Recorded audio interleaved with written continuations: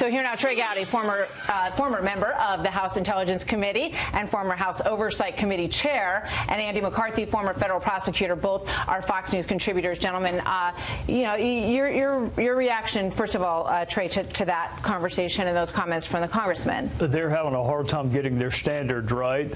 In the criminal justice realm, you are cloaked with a presumption of innocence, and that remains with you unless and until the United States government proves each essential element of an offense beyond a reasonable doubt. That's what, whether you're the president or whether you're Andy McCarthy, that is the standard. Cicilline and others are applying a political standard that it is somehow the president's responsibility to exonerate himself or prove that he did not do something. You can't do it, which is why we don't make people do it in the court. However, the inverse is also true, right? The president can't say, I was completely exonerated for the same reason. I think when the president says that, he is speaking in a political, and keep in mind, before Bob Mueller had uttered a single syllable of his report, 60 House Democrats had moved to impeach him. Adam Schiff had him in jail, and then he had him in prison, as if jail weren't enough. You know, since you brought that up, I just want to play this little montage, because this, you know, when you hear the language that we heard today in there, I just want to remind people of the stakes and the bar, the way that it was placed as we went through this whole process. Let's play that. He may be the first president in quite some time to face the real prospect of jail time. By the time we get to 2020, Donald Trump may not even be president. In fact, he may not even be a free person. Do you believe the president right now has been an agent of the Russians? Yes. So, Andy, let me bring you in here. You know, your reaction to the bar that was set in comparison to where we are now. Well, I agree with Trey on the narrow matter of the president. Whoever we're talking about, if you're going to bring the president into a criminal investigation, he has the same rights as everyone else. I agree with the congressman before who said that we hold him to a higher standard, but that's politically. If you're going to deal with him in the context of a criminal investigation, then he has the same rights of anyone who's in a criminal investigation. And when the congressman says that, you know, Mueller laid out these 3 elements of the offense and there was evidence on each one of them, lawyers throw words like evidence around all the time. There may have been evidence on each element that's common in every single case.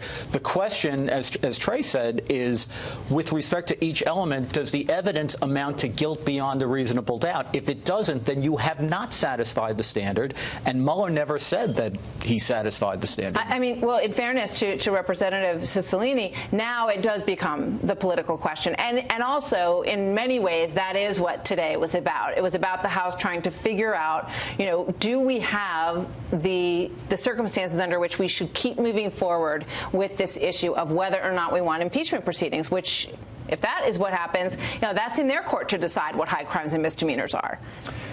Martha, I would say it's always been political. I mean, I was on the Intelligence Committee when Adam Schiff drug his feet for 3 months and didn't even want to start interviewing witnesses because he wanted to stretch this out as long as he could. And here we are a couple of months before people begin to vote in 2020. They've been successful.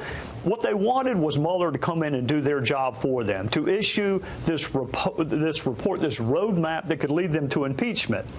The report was one thing. Today was an unmitigated train wreck and a disaster, and they are farther away from impeachment than they were this time yesterday.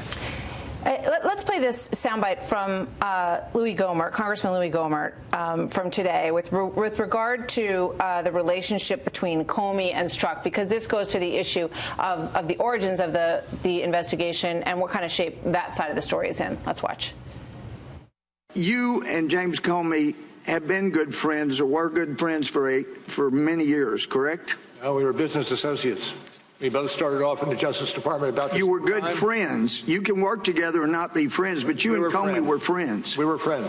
Peter Strzok hated Trump. Okay. You didn't know that before he was made part of your team. Is that what you're saying? I did not know that. All right. When did you first learn? When we did find out, I acted swiftly to have him reassigned elsewhere in the FBI. Well, there's some discussion about how swift that was. Quick thought on that, Andy, before we go. I think that they are not any more entitled to the benefit of every doubt than what the Democrats are willing to accord to the president. this has to be investigated. It's part of the fact-finding process to determine how it was that they acquired the evidence and what we're to make of it, how we're to weigh it.